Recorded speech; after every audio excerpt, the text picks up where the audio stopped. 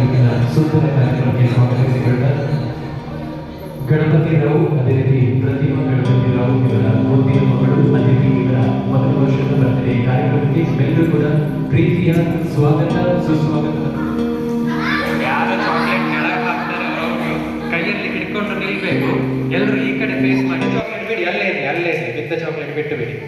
ಪರಶಿವನೇ ಉಂಟಾದಿನ Gauri Ganapati, Mahashakti ಪಾರ್ವತಿನ Baale Ganapati.